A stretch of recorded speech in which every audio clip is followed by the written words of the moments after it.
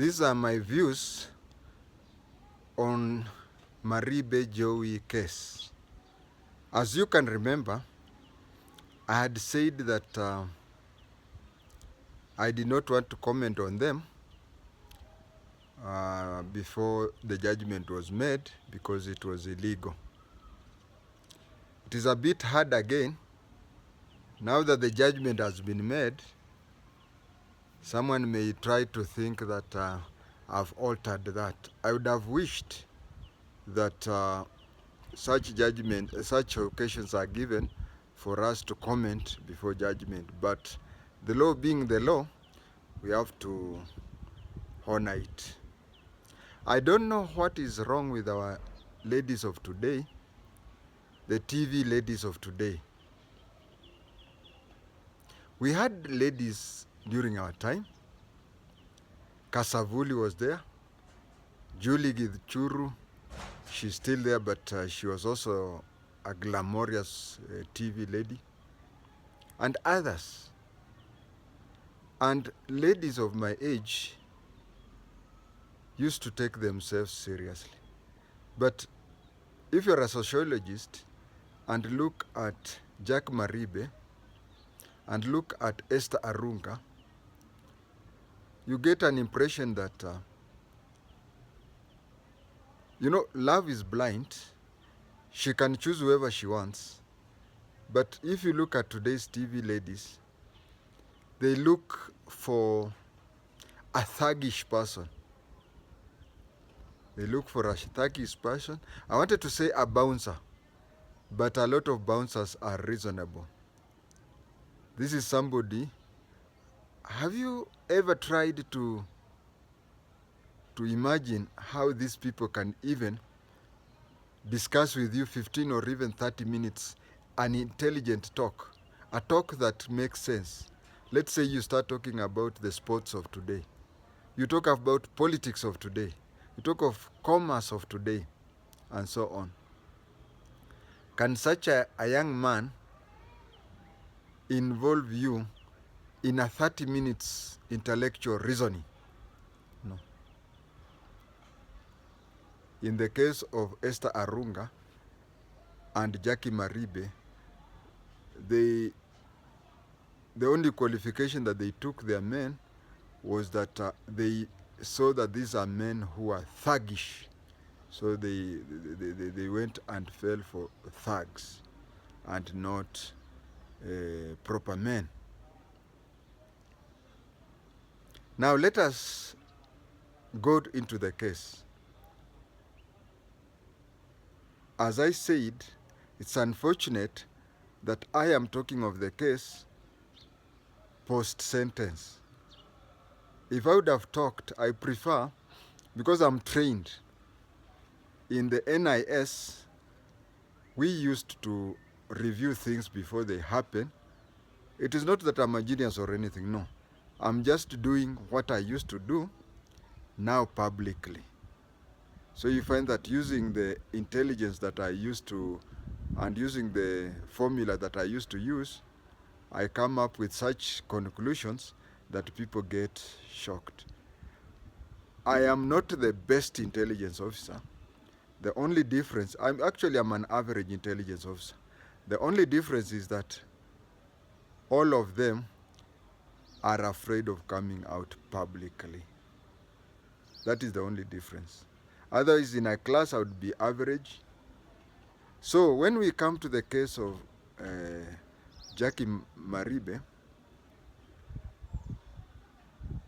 I was shocked when somebody said, and a very senior ODM person said that Jack Maribe was released because she was wearing a UDA suit.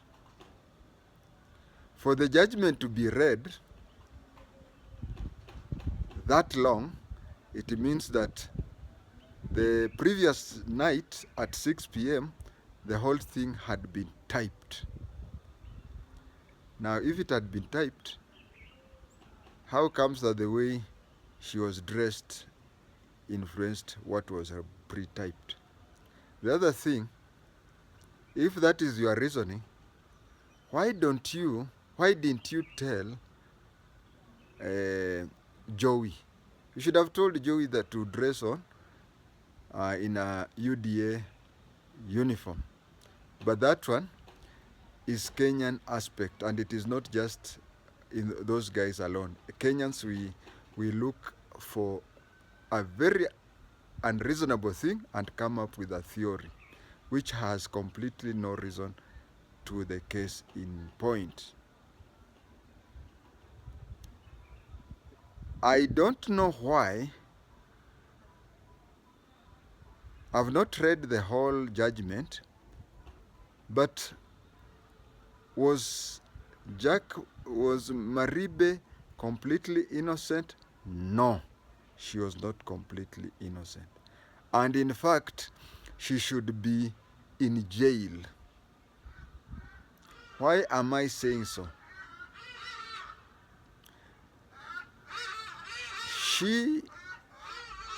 She knew that Joey had an illegal gun. Knowing that so-and-so has an illegal gun and not reporting, that's a crime. So she should be convicted for knowing that he had an illegal gun and did nothing. 2, she should be convicted because there's a time they tried to ban those things. Now, banning those things and whatever action they did, trying to dash him in this and that hospital, her activities should not be related to the death of Monica, but her activity should be related to the shooting incident using an illegal firearm, the burning of clothes, and so on. So she should be convicted on those. Now, coming back to Joey. Joey is, as I said, these are the type of people whom Kina Esther Arunga fell for. Joey, before he knew that Monica was coming from from Southern Sudan. And he went to a nearby building construction and stole somebody's ID. And he dressed as a Muslim. He dressed as a Muslim. That is, he knew beforehand that he was going to do a dirty thing. That is why he wanted to confuse the guards at the gate. The guards at the gate are used to seeing him coming and leaving. But if he changes the clothes suddenly and goes with it, nobody even knows how quickly he left the ID and left. So they must have assumed that this is a Muslim fellow who has just entered. So he had what we call malice aforethought. He may not have planned to kill her, but in law, if you planned to commit a felony, and the felony ends up in murder, in death, if you're planning to commit a felony and that felony ends up in death, then you are charged with murder. So this is somebody, and again when he was talking to people in that house, he was telling them that in Kenya, in other countries, we don't just rely on ID. Imagine they are talking while he's putting on counsel. These people have noticed that he's dressed funnily, and he's saying that from here I will go to Isili. That is just a cover story that he quickly made to make sense.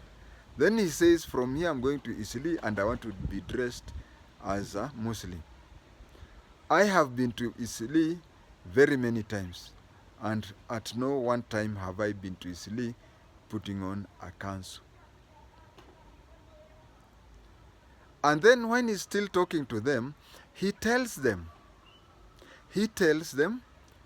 that in Kenya, they only rely on ID. In other countries, you have to leave your fingerprints, you have to leave whatever and whatever. What can you explain that? I can explain, as a former student of CID training school, that no crime is perfect. And I want to tell you, my experience, both as a detective, that is an investigation officer, and an intelligence officer. DCI are investigators, NIS are intelligence officers. The many murders or many crimes that have happened in Kenya, which remained unresolved up to today, there is only one reason for that. The reason is that those in authority do not have the intention of finding the real killers.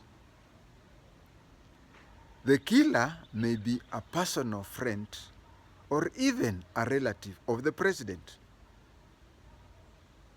So, in that case, nobody would want to investigate that case, and they will start defraying it. So when a crime has been committed, even before we started having these forensic things, during my time we did not have forensic. Even the time when we did not have forensic things, if we wanted to find the killers, we could easily find the killers. But what happened? We did not want to find the killers. So this person did the planning. He may not have planned to kill her. There are some theories. She's dead, and you see this playboy, he's playing with Maribe, going to Monica and whatever. And maybe Monica realized that, and she now wanted a serious relationship with somebody. Most likely, he wanted her not to go away. That is one. But there is also, you see, she did not live a clean life. She used to be used by South Sudanese people to smuggle hard currency into Kenya and open bank accounts for them. So was it his intention to get the foreign currencies, or was it his intention to make her change her mind? Remember, the following day, she was to leave the country to meet her new boyfriend elsewhere. We may never know that.